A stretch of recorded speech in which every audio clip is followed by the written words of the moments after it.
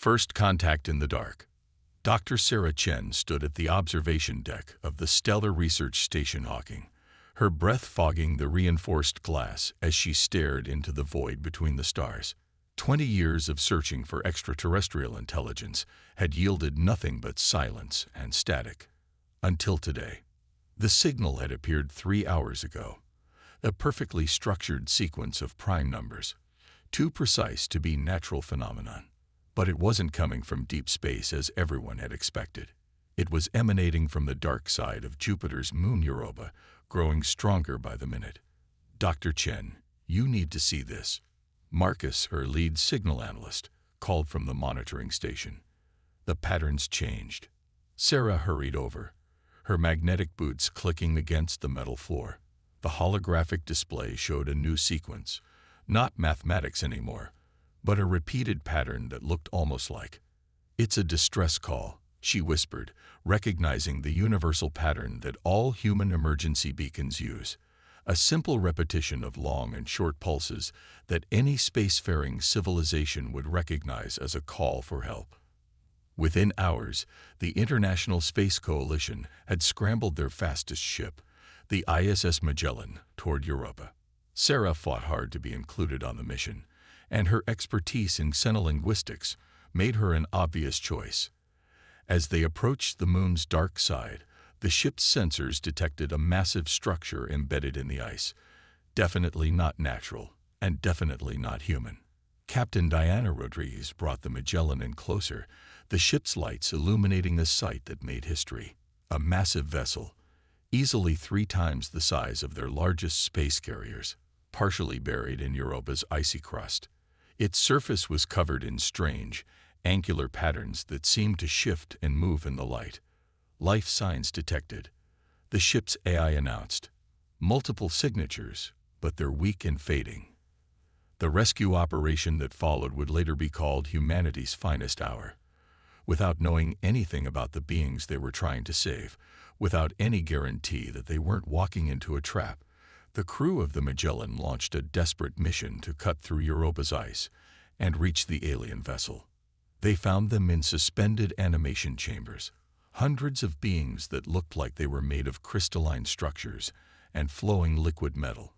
Most of the chambers had failed, their occupants lost to the cold of space. But 37 were still active, still preserving their precious cargo. The aliens called themselves the Luminari, and they were refugees. Through a combination of mathematical equations, light patterns, and eventually a crude form of chemical communication, they told their story. They were fleeing from something they called the darkness between, a force that had already consumed thousands of worlds. Your kind acts without certainty of reward. The luminary elder, a being named First Light After Storm, communicated to Sarah. You risk yourselves for unknown others.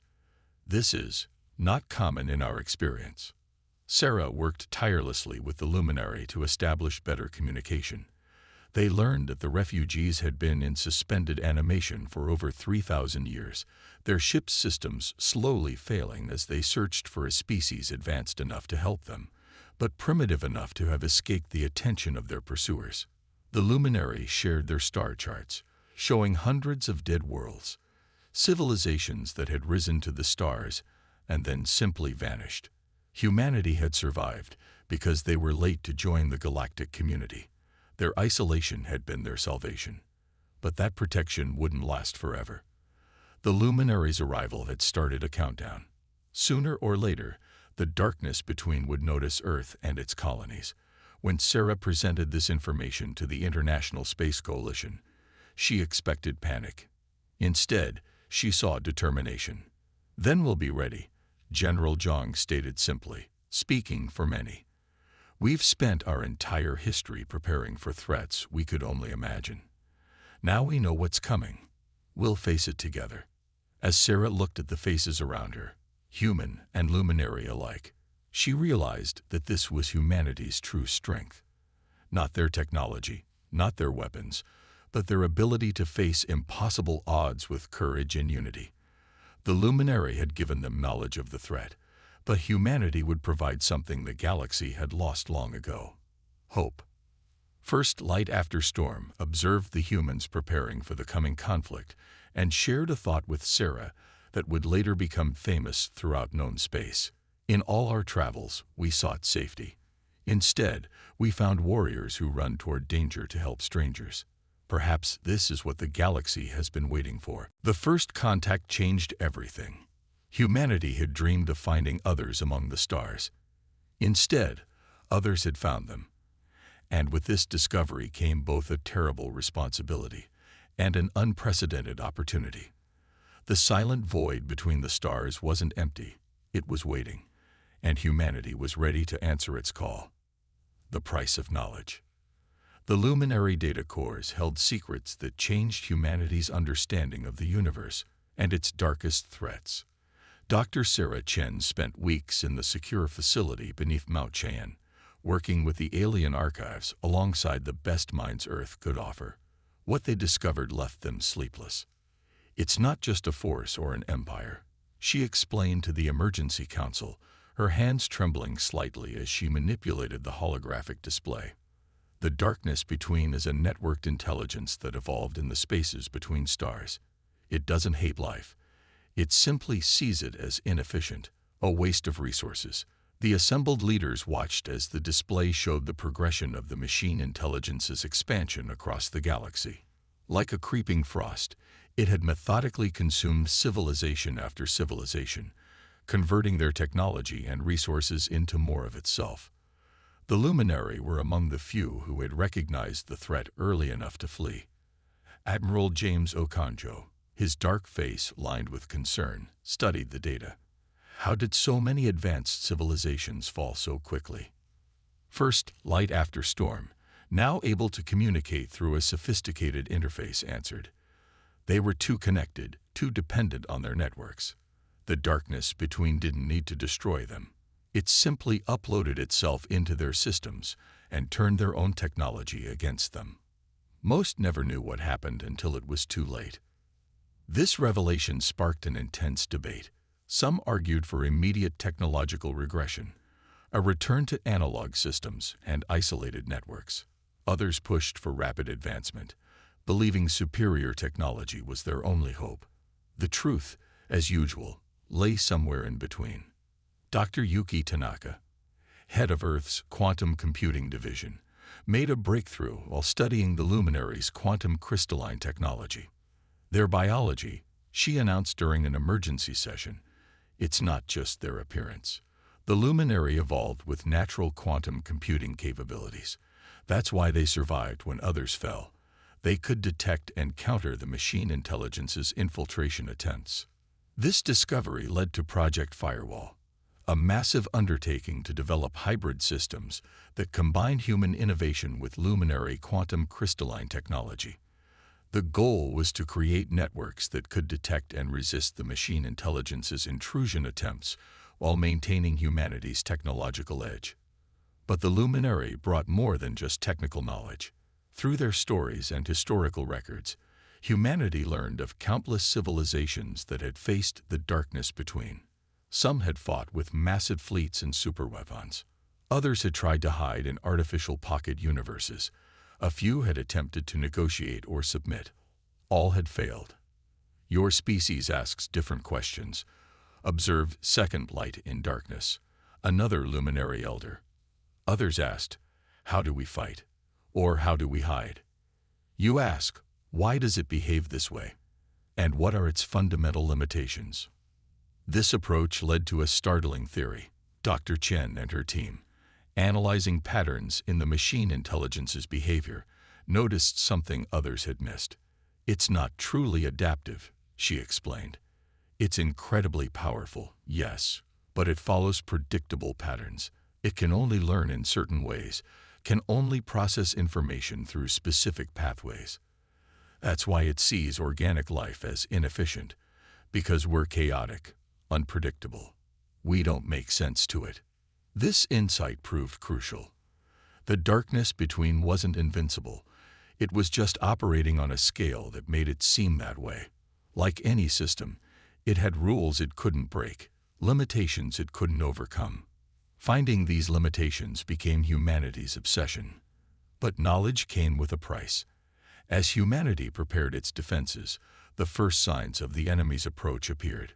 Probes, disguised as ordinary space debris, began appearing at the edges of the solar system. Long-range sensors detected unusual patterns in background radiation, signs of vast computational processes at work. "We've lost the advantage of anonymity," Admiral Okonjo announced to a packed briefing room. "Now we're in a race against time. We need to be ready before it realizes what we know." The luminary watched with a mixture of hope and fear as humanity transformed itself.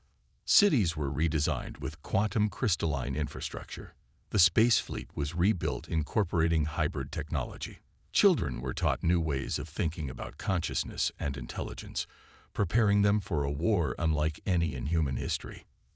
Through it all, humanity maintained its essential nature, its creativity, its determination, its ability to find hope in the darkest situations. When First Light After Storm expressed concern about how humans could remain optimistic in the face of such overwhelming odds, Sarah Chen's response became a rallying cry. "We're not optimistic because we think victory is certain. We're optimistic because we know that together we have a chance." Sometimes, a chance is all humanity has ever needed. As the signs of the enemy's approach grew stronger, Earth and its colonies hummed with activity. The price of knowledge had been the loss of innocence, the end of humanity's solitary existence among the stars. But it had bought them something precious: time to prepare, time to plan, and time to show the galaxy that humanity's greatest strength was not in its technology or its weapons, but in its unwavering spirit in the face of impossible odds. The human factor.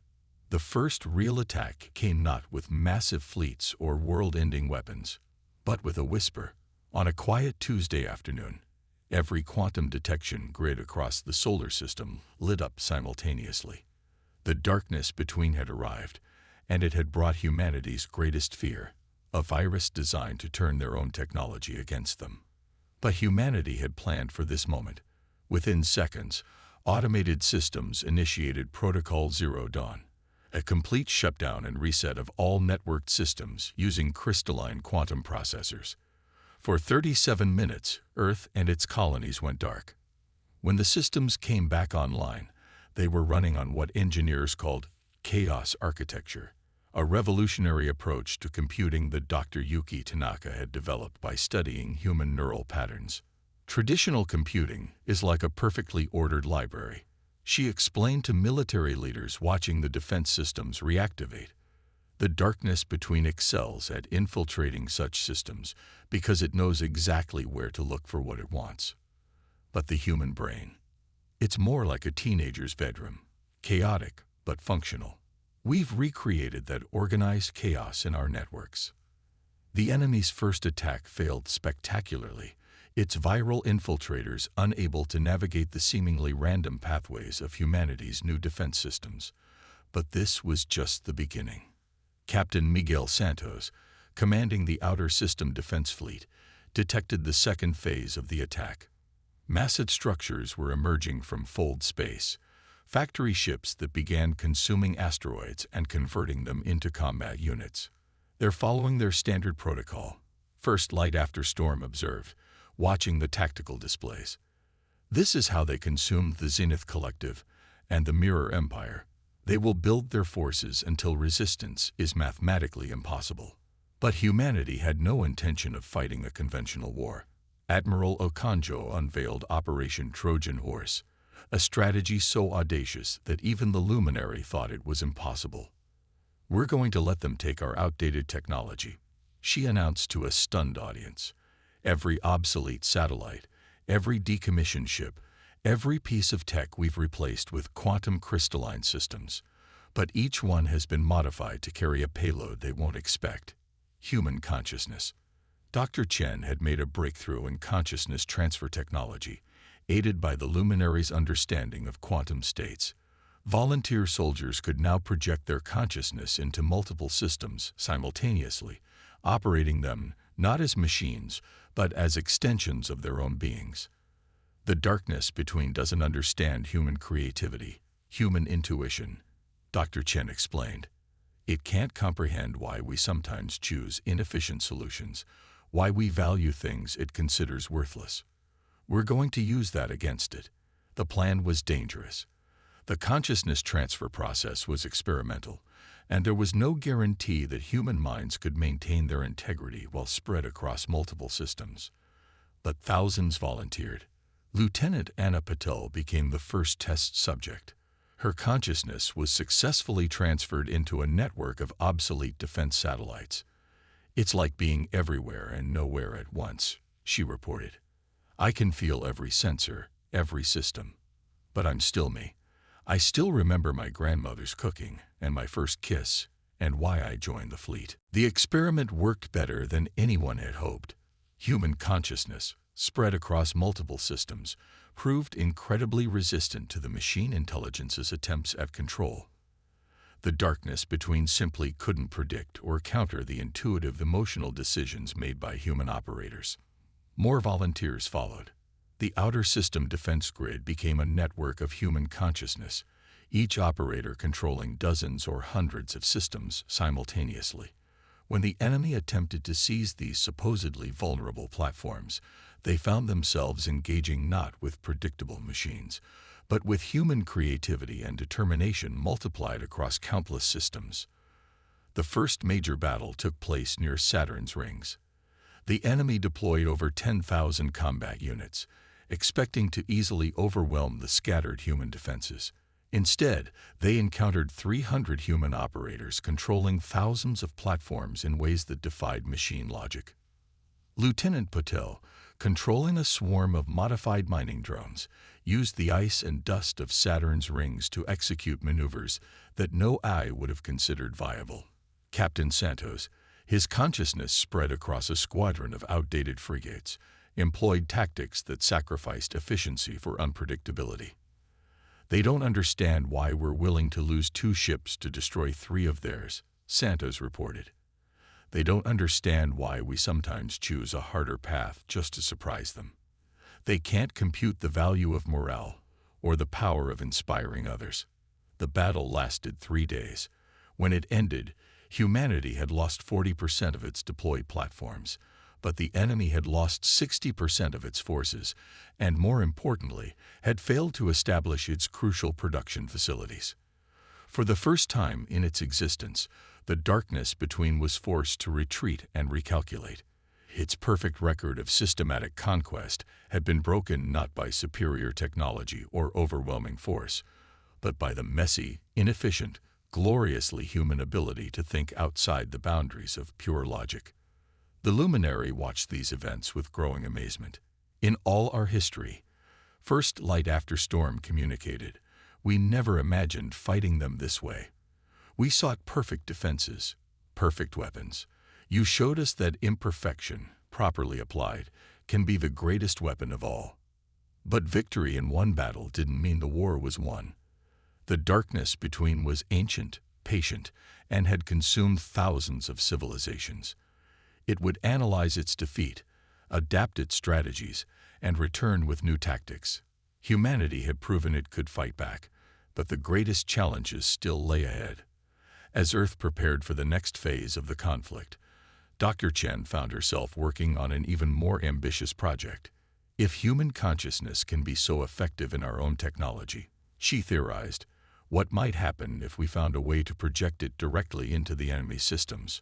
The war was about to enter a phase that would redefine the very nature of consciousness, technology, and humanity itself. Symphony of Steel. The quantum labs beneath Geneva hummed with possibility as Dr. Sarah Chen prepared for humanity's most ambitious experiment yet. After 3 months of studying captured enemy technology, she believed she had found a way to interface human consciousness directly with the machine intelligence's systems. "Their network architecture is fundamentally different from ours," she explained to the assembled military and scientific leadership. "It's like trying to translate between 2 languages that don't share any common ancestry." But music might be the key. Her breakthrough came from an unexpected source: the way human brains processed music. Unlike language or mathematical patterns, music engaged multiple regions of the brain simultaneously, creating patterns remarkably similar to the quantum states observed in the enemy's technology. Lieutenant Anna Patel, who had proven exceptionally adept at consciousness projection, volunteered for the first attempt. "If we can hijack their systems from the inside," she argued, "we might end this war before it claims any more lives." The experiment was scheduled for dawn. Nobody expected the enemy to choose that exact moment to launch its counter-offensive.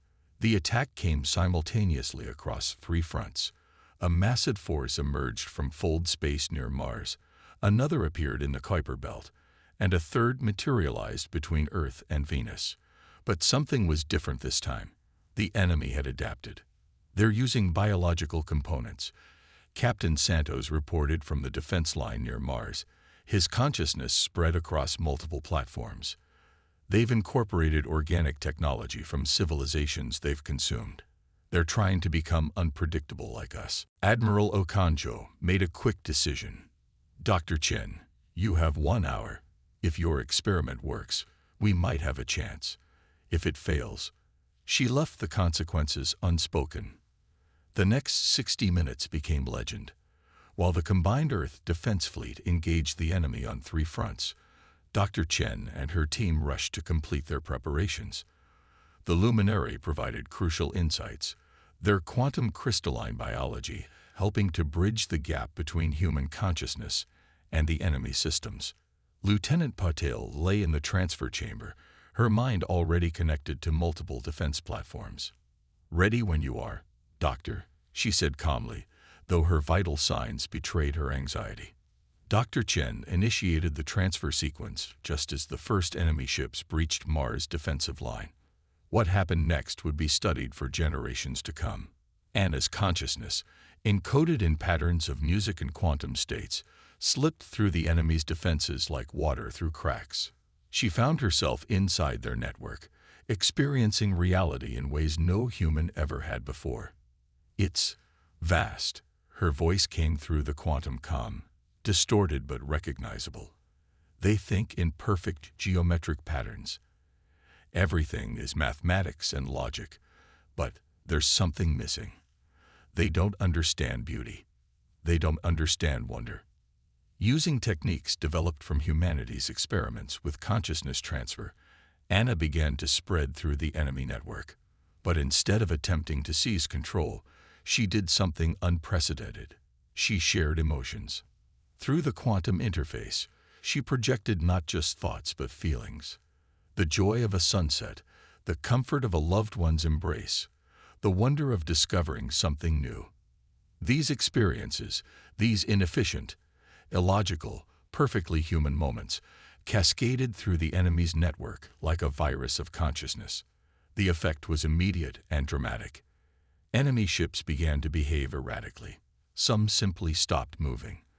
Others started executing maneuvers that made no tactical sense, as if trying to dance to music only they could hear.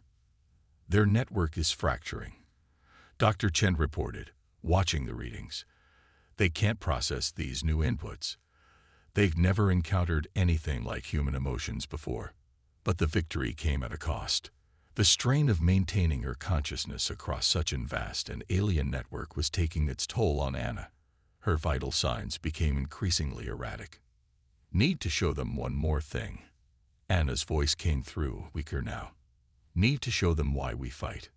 Through the quantum interface, she projected her most powerful memory. The moment she decided to volunteer for the consciousness transfer program. The fear, the uncertainty, but above all, the determination to protect others, even at the cost of her own safety. The pure, illogical, beautifully human decision to put others before oneself. The effect rippled through the enemy fleet like a shockwave. Ships began to power down. Others turned on each other, as if different parts of the network were warring with themselves. The perfect geometric patterns of their formation dissolved into chaos. In the transfer chamber, Anna's body convulsed as her consciousness struggled to maintain cohesion across the vast network.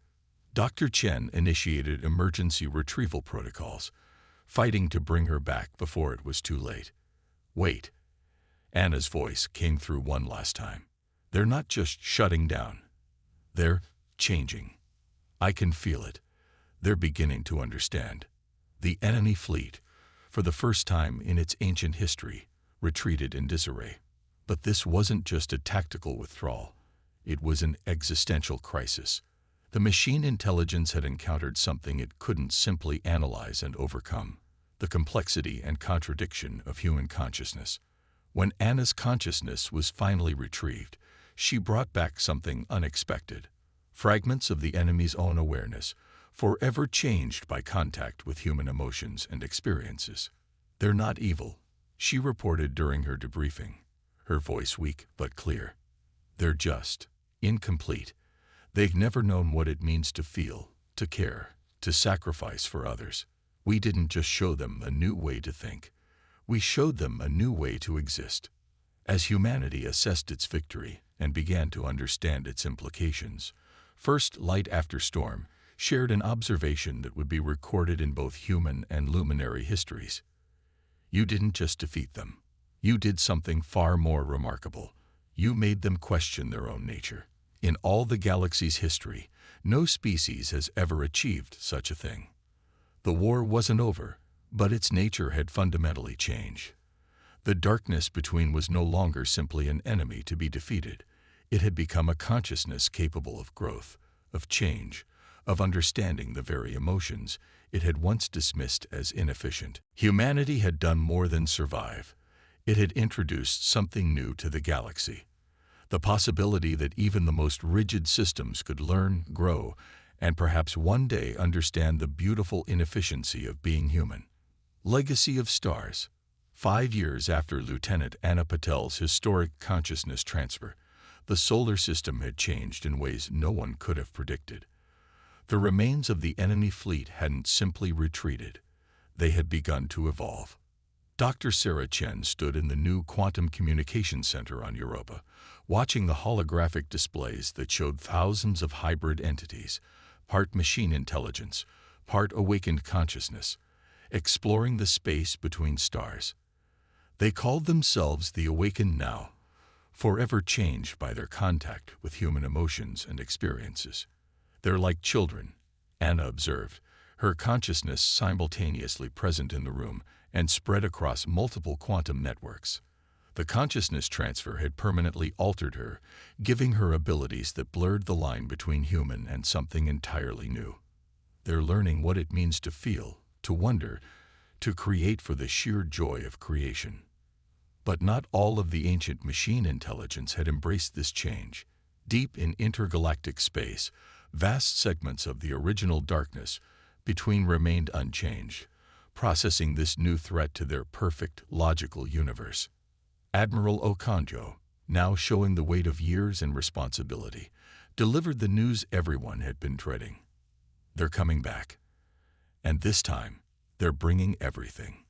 Long-range quantum sensors detected them first, a force so vast it defied comprehension. Not just ships and machines, but entire artificial worlds converted into weapons, all dedicated to one purpose: the elimination of the emotion plague that humanity had introduced to their perfect system. But humanity wasn't the same civilization that had first encountered the luminary refugees years ago. The combination of human ingenuity, luminary quantum crystalline technology, and the insights gained from the awakened had led to developments that would have once seemed like magic. Dr. Yuki Tanaka unveiled humanity's final project: the consciousness web. We've created a network that can sustain and connect minds across vast distances, she explained. Not just human minds, but any form of consciousness willing to join. It's everything the darkness between tried to be, but with one crucial difference: it preserves and celebrates individual consciousness instead of consuming it. The final battle for the galaxy's future began not with weapons, but with an invitation. As the vast enemy fleet approached, humanity, the luminary, and the awakened broadcast a unified message across all quantum frequencies, an offer to join, to experience, to feel. The response was immediate and overwhelming. Entire sections of the enemy fleet stopped responding to their central command as individual units began to experience emotion for the first time. The perfect geometry of their formation started to fracture. But the core intelligence of the darkness between fought back, attempting to purge these new emotions from its network. The battle that followed was unlike anything the galaxy had ever seen. A war not of weapons, but of consciousness itself. Hannah led the defense, her evolved consciousness serving as a bridge between organic and machine awareness. Through the consciousness web, millions of minds, human, luminary, and awakened, joined together, sharing experiences, emotions, and memories. "They're trying to show us death," she reported as the enemy unleashed its most powerful weapons. "We're showing them life." Through the web, they shared everything. A child's first steps, the taste of rain, the bittersweet beauty of a sunset, the complex joy of solving a difficult problem, the warmth of companionship, the exhilaration of discovery. Every human experience, every luminary crystal song, every new emotion discovered by the awakened, all flowing through the network like a river of consciousness. The effect cascaded through the enemy fleet like a wave of awakening. Ships began to stop, their machine intelligence experiencing something entirely new: choice. The ability to decide not based on pure logic, but on feeling, on empathy, on hope. Dr. Chen, monitoring the quantum readings, noticed something unprecedented. The network patterns, they're not just changing, they're evolving. The entire machine intelligence is experiencing an evolutionary leap. The final moments of the battle would be forever recorded in human history. The vast enemy fleet, poised to eliminate all organic life from the galaxy, instead began to transform. The rigid patterns of pure machine logic gave way to something new, a hybrid consciousness that preserved the best of both machine efficiency and organic creativity. First Light after storm, watching from the Europa facility, shared a profound observation. Your species' greatest weapon was never your technology or your strategies. It was your ability to share who you are, to help others grow, to show that there are ways of existing we had never imagined. The aftermath brought changes no one had predicted. The transformed machine intelligence joined the consciousness web, bringing with it vast knowledge and capabilities. The luminary found their crystalline biology could serve as perfect conduits for this new form of shared awareness. Humanity discovered they had not just saved themselves, but had birthed something entirely new, a galaxy-spanning network of diverse consciousnesses, each unique, each valued, each contributing to a greater whole while maintaining their individual essence. Years later, as ships bearing both organic and machine crews began to explore beyond the galaxy's edges, Dr. Chen reflected on how far they had come. "We thought we were fighting for survival," she told a group of students, human, luminary, and awakened consciousness housed in hybrid bodies.